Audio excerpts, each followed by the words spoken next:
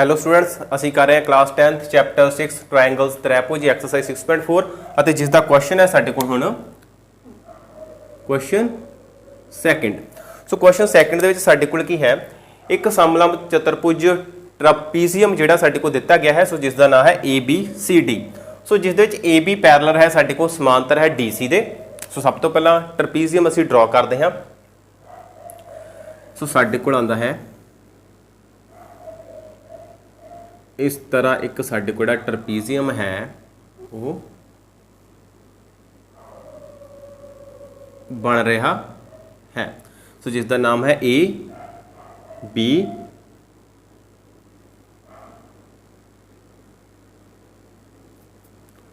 सो ये साडे कोल एक ट्रपीजियम जिहड़ा कि बन के तैयार हो जाता है, जिसका नाम की है ABCD। सो साडे कोल आया point A B point C and point D। Clear. So इस तो बाद साडे को दिता गया है कि इसके विकर्ण जिहड़े ने वो बिंदु O ते कटते हैं। सो AB जिहड़ी बराबर है वो है 2CD, मतलब कि CD नूं 2 नाल मल्टीप्लाई करो तो तां साडे कोल AB बनती है, जां CD जिहड़ा वो AB दा हाफ है, अद्धा है। सो इस कंसैप्ट नूं क्लीयर कर लो कि इसनूं होर किद्दां लिखिया जा सकदा है। ये जिहड़ा 2 है इस साइड ते डिवाइड हो जाएगा, AB divide by 2 is equal to CD। एक ये चीज़ हो गई, दूसरी की हो सकती है 1/2 AB is equal to CD। So इस तरह थानू कोई भी चीज़ जिहड़ी है वो गिवन दिती हो सकती है, या इस तरह कुछ भी प्रूव करना हो दिता हो सकता है। सो कन्फ्यूज नहीं होना, इस कंसैप्ट में जिहड़ा कि क्लीयर कर लेना है। सो इस तरह साडे को लिखा कि AB समांतर है DC। सो दोवें साडे को समांतर हैं। इस दे विकर्ण, सो विकर्ण कदों बनते हैं या डायगनल कदों बनते हैं, जदों साडे को ਜਿਹੜੇ ओपोजिट वर्टेक्स ਹੁੰਦੇ ਹਨ ਤਾਂ ਉਹ ਸਾਡੇ ਕੋਲ ਆਪਸ ਦੇ ਵਿੱਚ ਜੁਆਇਨ ਹੋ ਜਾਂਦੇ ਹਨ। ਸੋ ਇਸ ਲਈ A ਨੂੰ ਅਸੀਂ C ਦੇ ਨਾਲ ਜੁਆਇਨ ਕਰਦੇ ਹਾਂ, ਇਸ ਤਰ੍ਹਾਂ ਹੀ ਅਸੀਂ B ਨੂੰ ਜਿਹੜਾ ਕਿ ਉਹ D ਦੇ ਨਾਲ ਜੁਆਇਨ ਕਰ ਦਿੰਦੇ ਹਾਂ। ਸੋ ਦੋਵੇਂ ਸਾਡੇ ਕੋਲ ਕਿਹੜੇ ਪੁਆਇੰਟ ਤੇ ਕੱਟ ਰਹੇ ਹਨ, O ਪੁਆਇੰਟ ਤੇ।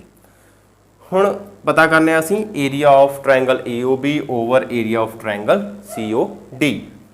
ਹੁਣ ਜੇਕਰ ਅਸੀਂ ਆਪਣੇ ਟ੍ਰਪੀਜ਼ੀਅਮ ABCD ਦੀ ਗੱਲ ਕਰੀਏ ਤਾਂ ਇਸ ਦੇ ਵਿੱਚ ਸਾਡੇ ਕੋਲ ਦੋ ਤ੍ਰਿਭੁਜ ਆਉਂਦੇ ਹਨ। AOB ਜਿਹੜੇ ਸਾਨੂੰ ਕਿਹਾ ਕਿ ਪਤਾ ਕਰਨਾ ਹੈ, ਜਿਸ ਦੇ ਬਾਰੇ ਅਸੀਂ AOB ਜੋ ਸਾਡੇ ਕੋਲ ਇਹ ਦਿੱਤਾ ਗਿਆ ਹੈ ਅਤੇ COD ਜੋ ਸਾਡੇ ਕੋਲ ਉੱਪਰ ਹੈ। ਸੋ ਅਸੀਂ ਲਿਖਦੇ ਹਾਂ ਤ੍ਰਿਭੁਜ AOB ਅਤੇ ਤ੍ਰਿਭੁਜ COD ਵਿੱਚ। ਸੋ ਇਸ ਦੇ ਵਿੱਚ ਕੀ ਸਾਡੇ ਕੋਲ ਆਉਂਦਾ ਹੈ, ਸਭ ਤੋਂ ਪਹਿਲਾਂ ਦੋਵੇਂ ਤ੍ਰਿਭੁਜ ਜਿਹੜੇ ਅਸੀਂ ਉਹ ਬਣਾ ਲੈਂਦੇ ਹਾਂ। ਇਹ ਬਣ ਰਿਹਾ ਸਾਡਾ AOB, दूसरा साडा बन रहा है इस तरह COD। हुण इस दे विच साडे कोल की है कि ये दो जिहड़े डायगनल हन विकर्ण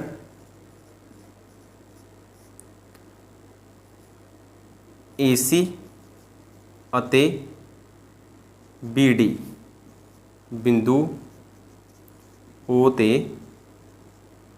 कटदे हन। सो देखो ये साडे को आ गए दो विकर्ण जिहड़े आपस में कट रहे हैं। क्लीयर। ये साडे को CA ते ये साडे को आ गया D ते B। सो इहदे विच साडे कोल दो एंगल बनते हैं। देखो एक ए वाला कोण ते दूसरा कोण साडे कोल ए वाला बन रहा है। सो ये दोवें कोण की हैं साडे को बराबर होणगे, इसलिए असीं लिखते हाँ एंगल AOB बराबर है एंगल COD, क्योंकि ये साडे को दोवें आएंगे जां ए वाले वर्टिकली ओपोजिट एंगल्स, शिखर सन्मुख कोण। क्लीयर। इस तो बाद साडे कोल दो जिहड़ियां भुजावां ने साडे कोल वो दित्तियां गईयां ने समांतर, एक उपर वाली एक नीचे वाली जो है साडे को ये साडी C ते D, नीचे वाली साडे को A ते B।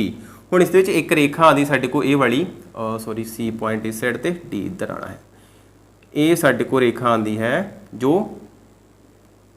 दोवें रेखावां नूं कट रही है। सो इस दे विच साडे कोल एक एंगल इस साइड ते आ रहा है, दूसरा एंगल साडे कोल इस साइड ते आ जाएगा। सो ये दोवें कोण ने जिहड़े साडे कोल आपस विच की होणगे बराबर होणगे। सो एंगल किहड़े आ रहे हैं साडे को, angle BAO is equal to angle DCO। So ਇਹ ਦੋਵੇਂ ਐਂਗਲ ਸਾਡੇ ਕੋਲ ਜਿਹੜੇ ਉਹ ਬਰਾਬਰ ਆ ਗਏ ਨੇ ਦੋਵਾਂ ਦੇ ਵਿੱਚ। ਸੋ ਇਸ ਸਾਈਡ ਤੇ ਦੇਖੋ ਸਾਡੇ ਕੋਲ ਇਹ ਦੋਵੇਂ ਕੋਣ ਬਰਾਬਰ, ਠੀਕ ਹੈ, ਉਹ ਤੇ ਉਹ ਆ ਗਏ। ਤੇ ਦੂਸਰਾ ਸਾਡੇ ਕੋਲ ਇਹ ਵਾਲਾ ਐਂਗਲ ਤੇ ਸੀ ਦੋਵੇਂ ਬਰਾਬਰ ਆ ਜਾਂਦੇ ਹਨ। ਸੋ ਇਹ ਸਾਡੇ ਕੋਲ ਆ ਗਿਆ ਇੰਟੀਰੀਅਰ ਅਲਟਰਨੇਟ ਐਂਗਲਸ, ਅੰਦਰਲੇ ਇਕਾਂਤਰ ਕੋਣ। ਸੋ ਹੈਗਾ ਸਾਡੇ ਕੋਲ। ਇਸ ਤੋਂ ਬਾਅਦ ਸਾਡੇ ਕੋਲ ਆ ਜਾਂਦਾ ਹੈ ਜਦੋਂ ਅਸੀਂ ਇਹੀ ਸਮਾਂਤਰ ਰੇਖਾਵਾਂ ਦੋਵੇਂ ਲੈਂਦੇ ਹਾਂ ਸੀ ਤੇ ਡੀ, ਸੀ ਡੀ ਅਤੇ ਏ ਬੀ, ਤਾਂ ਸਾਡੇ ਕੋਲ ਇੱਕ ਜਿਹੜੀ ਕਾਟਵੀਂ ਰੇਖਾ ਇਸ ਸਾਈਡ ਤੇ ਆਉਂਦੀ ਸਾਡੇ ਕੋਲ ਡੀ ਬੀ ਬਣਦੀ ਹੈ। ਤਾਂ ਸਾਡੇ ਕੋਲ ਐਂਗਲ ਡੀ ਅਤੇ ਬੀ, ਇਹ ਜਿਹੜੇ ਐਂਗਲ ਨੇ ਸਾਡੇ ਕੋਲ ਇਹ ਆਪਸ ਵਿੱਚ ਬਰਾਬਰ ਹੋਣਗੇ, ਇਹ ਵੀ ਸਾਡੇ ਕੋਲ ਆ ਜਾਣਗੇ ਅੰਦਰਲੇ ਇਕਾਂਤਰ ਕੋਣ। So angle C D B is equal to ਹੈ angle A B D. So same ਹੀ ਸਾਡੇ ਕੋਲ ਇਹ ਆ ਜਾਂਦਾ ਹੈ। ਹੁਣ ਸਾਡੇ ਕੋਲ ਤਿੰਨੇ ਕੋਣ ਬਰਾਬਰ ਆ ਗਿਆ, ਤਾਂ ਇਸ ਲਈ ਤਿੰਨੇ ਕੋਣ ਕਿਹਦੇ ਵਿੱਚ ਬਰਾਬਰ ਹੈ ਸਾਡੇ ਕੋਲ, ਇਸ ਵਾਲੀਆਂ ਦੋਵੇਂ ਸਾਡੇ ਕੋਲ ਜਿਹੜੀਆਂ ਤਿੰਨੋਂ ਤ੍ਰੈਭੁਜ ਜਿਹੜੀਆਂ ਉਹ ਸਾਨੂੰ ਦਿੱਤੀਆਂ ਗਈਆਂ ਹਨ। ਇਹਨਾਂ ਦੋਵਾਂ ਤ੍ਰੈਭੁਜਾਂ ਵਿੱਚ ਤਿੰਨੇ ਕੋਣ ਸਾਡੇ ਕੋਲ ਸੰਗਤ ਕੋਣ ਜਿਹੜੇ ਕਿ ਬਰਾਬਰ ਆਉਂਦੇ ਹਨ। ਇਸ ਲਈ ਅਸੀਂ ਲਿਖਦੇ ਹਾਂ ਤ੍ਰੈਭੁਜ AOB ਸਮਰੂਪ ਹੈ ਤ੍ਰੈਭੁਜ COD। ਹੁਣ ਜਦੋਂ ਸਾਡੇ ਕੋਲ ਸਮਰੂਪ ਆਉਂਦੀਆਂ ਦੋਵੇਂ ਤ੍ਰੈਭੁਜ, ਤਾਂ ਕਿਹੜੀ ਕਸੌਟੀ ਲੱਗਦੀ ਸਾਡੇ ਕੋਲ, AAA ਤੋਂ। ਹੁਣ ਜਦੋਂ ਤ੍ਰੈਭੁਜ ਸਮਰੂਪ ਹੋਣਗੇ ਤਾਂ ਇਹਦੀਆਂ ਸੰਗਤ ਭੁਜਾਵਾਂ ਦਾ ਅਨੁਪਾਤ ਜਿਹੜਾ ਸਾਡੇ ਕੋਲ ਉਹ ਕੀ ਹੋਏਗਾ, ਬਰਾਬਰ ਹੋਏਗਾ। ਸੋ ਸੰਗਤ ਭੁਜਾਵਾਂ ਆਉਂਦੀਆਂ ਸਾਡੇ ਕੋਲ AO ਓਵਰ CO ਬਰਾਬਰ ਆਏਗਾ ਸਾਡੇ ਕੋਲ OB ਓਵਰ OD ਬਰਾਬਰ ਆ ਜਾਏਗਾ ਸਾਡੇ ਕੋਲ AB ਓਵਰ ਆ ਜਾਏਗਾ ਸਾਡੇ ਕੋਲ CD। ਇਸ ਲਈ ਏਰੀਆ ਤ੍ਰੈਭੁਜ AOB ਓਵਰ ਏਰੀਆ ਤ੍ਰੈਭੁਜ COD ਬਰਾਬਰ ਹੋਏਗਾ ਸਾਡੇ ਕੋਲ AO ਓਵਰ CO ਬਰਾਬਰ OB ਓਵਰ OD ਬਰਾਬਰ AB ਓਵਰ CD, ਇਹਨਾਂ ਸਾਰਿਆਂ ਦੇ ਵਰਗਾਂ ਦੇ ਬਰਾਬਰ। ਸੋ ਇਹ ਸਾਡੇ ਕੋਲ ਕਿੱਥੋਂ ਆਉਂਦਾ ਹੈ, ਥਿਊਰਮ ਆਉਂਦੀ ਹੈ ਸਾਡੀ ਇਹ ਵਾਲੀ, ਸਮਰੂਪ ਤ੍ਰੈਭੁਜਾਂ ਦਾ ਖੇਤਰਫਲ। ਸੋ ਸਾਡੇ ਕੋਲ ਕੀ ਹੁੰਦਾ ਹੈ, ਉਹਨਾਂ ਦੀਆਂ ਸੰਗਤ ਭੁਜਾਵਾਂ ਦੇ ਵਰਗਾਂ ਦੇ ਅਨੁਪਾਤ ਦੇ ਬਰਾਬਰ ਹੁੰਦਾ ਹੈ। ਸੋ ਇਸ ਲਈ ਏਰੀਆ ਤ੍ਰੈਭੁਜ AOB ਓਵਰ ਏਰੀਆ ਤ੍ਰੈਭੁਜ COD। ਹੁਣ ਦੇਖੋ ਸਾਡੇ ਕੋਲ ਗਿਵਨ ਕੀ ਦਿੱਤਾ ਹੈ, ਗਿਵਨ ਦੇ ਵਿੱਚ ਸਾਡੇ ਕੋਲ AB ਬਰਾਬਰ 2CD। ਸੋ AB ਦੀ ਜਗ੍ਹਾ ਤੇ ਸਾਡੇ ਕੋਲ ਦਿੱਤਾ AB ਓਵਰ CD, CD ਦੀ ਜਗ੍ਹਾ ਤੇ CD ਆ ਗਿਆ, AB ਕਿਹਦੇ ਬਰਾਬਰ ਹੈ 2CD। ਸੋ ਸਾਰੇ ਦਾ ਵਰਗ ਆ ਗਿਆ ਸਾਡੇ ਕੋਲ, ਸਾਰੇ ਦਾ ਵਰਗ ਕਰੋ, ਸਾਡੇ ਕੋਲ ਇੱਥੇ ਹੋ ਗਿਆ 2 ਦਾ ਵਰਗ, ਨਾਲ ਹੋ ਗਿਆ ਸਾਡੇ ਕੋਲ CD ਦਾ ਅਲੱਗ ਤੋਂ ਵਰਗ, ਨੀਚੇ ਆ ਗਿਆ ਕੱਲਾ CD ਦਾ ਵਰਗ। ਇਹ ਆ ਜਾਂਦਾ ਸਾਡੇ ਕੋਲ CD ਦਾ ਵਰਗ CD ਦੀ ਵਰਗ ਨਾਲ ਕੈਂਸਲ ਹੋ ਗਿਆ, ਸਾਡੇ ਕੋਲ 2 ਦਾ ਵਰਗ ਕਰੋ 4, ਨੀਚੇ ਕੀ ਬਚਿਆ ਸਾਡੇ ਕੋਲ 1। ਸੋ ਇਸ ਲਈ ਏਰੀਆ ਤ੍ਰੈਭੁਜ AOB ਓਵਰ ਏਰੀਆ ਤ੍ਰੈਭੁਜ COD ਜਿਹੜਾ ਸਾਡੇ ਕੋਲ ਬਰਾਬਰ ਆ ਗਿਆ, ਏਰੀਆ ਤ੍ਰੈਭੁਜ AOB ਬਰਾਬਰ ਆਉਂਦਾ ਹੈ ਏਰੀਆ ਤ੍ਰੈਭੁਜ COD। ਸੋ ਇਸ ਦਾ ਜਿਹੜਾ ਅਨੁਪਾਤ ਆਉਂਦਾ ਹੈ ਸਾਡੇ ਕੋਲ ਉਹ ਕੀ ਆਉਂਦਾ ਹੈ 4:1। ਸੋ ਇਸ ਤਰ੍ਹਾਂ ਸਾਡੇ ਕੋਲ ਇੱਕ ਸਮਲੰਬ ਤ੍ਰੈਭੁਜ ਟਰਪੀਜ਼ੀਅਮ ਦਿੱਤਾ ਗਿਆ ਸੀ, ਉਸ ਦੇ ਵਿੱਚ ਡਾਇਗਨਲ ਦਿੱਤੇ ਗਏ ਸੀ ਜਿਹੜੇ ਪੁਆਇੰਟ ਉੱਤੇ ਕੱਟਦੇ ਸਨ। ਜਦੋਂ ਕੱਟਦੇ ਸੀ ਤਾਂ ਸਾਡੇ ਕੋਲ 2 ਤ੍ਰੈਭੁਜਾਂ ਬਣੀਆਂ, ਇੱਕ AOB ਅਤੇ COD। ਸੋ ਇਹਨਾਂ ਬਾਰੇ ਵੀ ਸਾਨੂੰ ਕੋਈ ਸੋਚਣ ਦੀ ਲੋੜ ਨਹੀਂ, ਕਿਹੜੀ ਤ੍ਰੈਭੁਜ ਬਣ ਰਹੀ ਹੈ ਕਿਹੜੀ ਨਹੀਂ ਬਣ ਰਹੀ, ਕਿਹੜੀ ਅਸੀਂ ਲੈਣੀ ਹੈ ਕਿਹੜੀ ਅਸੀਂ ਨਹੀਂ ਲੈਣੀ ਤ੍ਰੈਭੁਜ, ਠੀਕ ਹੈ। ਸੋ ਸਭ ਤੋਂ ਪਹਿਲਾਂ ਇੱਥੇ ਆ ਜਾਓ, ਪਤਾ ਕਰਨਾ ਹੈ AOB COD। ਸੋ ਫੋਕਸ ਜਿਹੜਾ ਸਾਡਾ ਹੋਣਾ ਚਾਹੀਦਾ ਉਹ ਕਾਤੇ ਹੋ ਗਿਆ, AOB ਅਤੇ COD ਤੇ। ਸੋ ਅਸੀਂ AOB ਅਤੇ COD ਲਏ, ਉਹਨਾਂ ਦੇ ਵਿੱਚ 2 ਡਾਇਗਨਲ ਸੀ ਸਾਡੇ ਕੋਲ, ਉਹਨਾਂ ਨੂੰ ਅਸੀਂ ਕਾਟਵੀਆਂ ਰੇਖਾਵਾਂ ਦਰਸਾਇਆ। ਸੋ ਜਿਸ ਦੇ ਵਿੱਚ ਸਾਡੇ ਕੋਲ ਐਂਗਲ AOB ਬਰਾਬਰ COD ਆ ਗਿਆ। ਫਿਰ ਸਾਡੇ ਕੋਲ 2 ਸਮਾਂਤਰ ਰੇਖਾਵਾਂ ਸੀ, ਕਾਟਵੀਂ ਰੇਖਾ AC ਲਈ ਐਂਗਲ BAO ਬਰਾਬਰ DCO ਆ ਗਿਆ।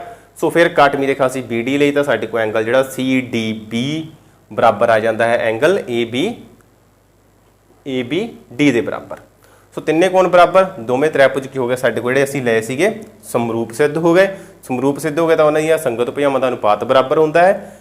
ਤਾਂ ਸਾਡੇ ਕੋਲ ਜਿਹੜਾ ਖੇਤਰਫਲ ਹੁੰਦਾ ਹੈ ਸਮਰੂਪ ਤ੍ਰੈਭੁਜਾਂ ਦਾ ਉਹ ਕੀ ਹੁੰਦਾ ਹੈ ਉਹਨਾਂ ਦੀਆਂ ਸੰਗਤ ਭੁਜਾਵਾਂ ਦੇ ਵਰਗਾਂ ਦੇ ਅਨੁਪਾਤ ਦੇ ਬਰਾਬਰ।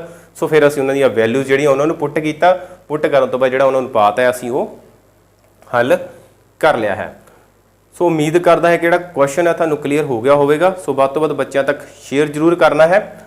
ਸੋ ਕਨਸੈਪਟ ਕੀ ਹੈ ਸਾਡੇ ਕੋਲ, ਕੁਐਸਚਨ ਜਿਹੜਾ ਬਸ ਇਹ ਇੰਨਾ ਹੀ ਕੁਐਸਚਨ ਸੀ, ਕਲੀਅਰ ਨਾ। ਪਰ ਇਸ ਤੋਂ ਪਹਿਲਾਂ ਸਾਨੂੰ ਇਹਨਾਂ ਦੋਵੇਂ ਤ੍ਰੈਭੁਜਾਂ ਨੂੰ ਸਮਰੂਪ ਸਿੱਧ ਕਰਨ ਦੀ ਲੋੜ ਸੀ, ਜਿਸ ਦੇ ਲਈ ਸਾਨੂੰ ਸਾਰਾ ਇਹ ਕਨਸੈਪਟ ਜਿਹੜਾ ਪਹਿਲਾਂ ਕਰਨਾ ਪਿਆ ਹੈ।